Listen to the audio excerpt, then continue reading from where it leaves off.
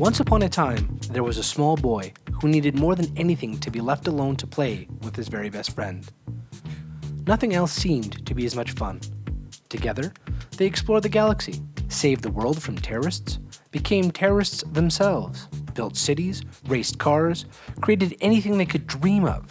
They were completely free to live however they wanted.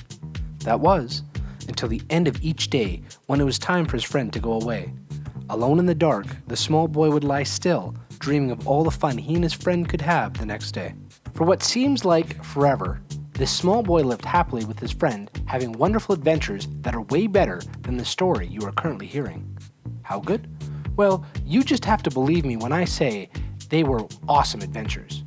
That was until one day, the boy's legal guardian, who may or may not have shared half a sequence of DNA with him, decided the small boy had to find another friend.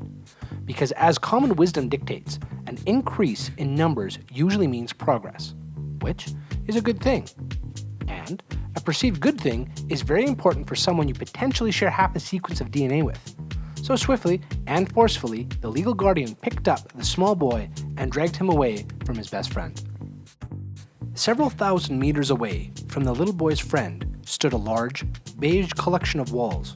Some of the walls appeared taller than others. Some walls had peepholes in them, others did not. And even other walls had portals in them that enabled the little boy to enter into another world. The most curious thing about the structure was the portals, which required the use of one of the little boy's extremities in a way that he was not used to. The boy was required to grasp a cold metallic semicircle and bring a hard rectangular object towards himself, while quickly moving in a forward direction to avoid being reprimanded by the portal. The boy felt it was a very draconian technology that he should like to avoid. Once through the portal, the little boy looked around and found many people that looked similar to him. Some were taller, wider, thinner, more wrinkly, had bigger protrusions on their chest than he had, but were also lacking a distinct shape halfway down from their head. It also appeared that some of these people had different amounts of melanin than he had. He had seen images of such things before, but was surprised by how fluid and purposeful these creatures moved from different points on the X and Y axis. He did find it interesting that so far no one was using the Z axis to its fullest potential. Suddenly, a little person moved along the XY axis at a 45-degree angle in front of our little boy. Normally, crossing a path would not have bothered our protagonist. However, there was something about this little person that caught our boy's attention. This little person was the same size as our small boy, yet the strands of waste perched on the top of his head appeared to be arranged with such oversight one could make an argument for biblical grand design. Then, like the cherry on top of a cold iced dessert, sat a single piece of petrochemical perching perfectly on the top of the little person's head. This appearance was in stark contrast to our small boy, who favored a more Darwinian approach to the waste on top of his head, and did not find the need to nest any product that required thousands of years of decomposition to be placed anywhere near his head. Yet, this person was different. He looked nice.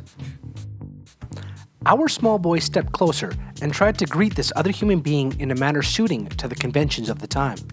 But as our small boy moved nearer to this little person, the weirdest, most transfixing sensation our small boy had ever experienced came from his olfactory system. Suddenly, the moisture in our small boy's mouth vanished, and the syllables that were being readied for communication disappeared. In a stupor, our small boy stood in this tiny place in space-time, unable to convey any type of high-level thought to this other person. What was he to do? How can such an interaction between another human send his whole mortal husk into such a state of inaction?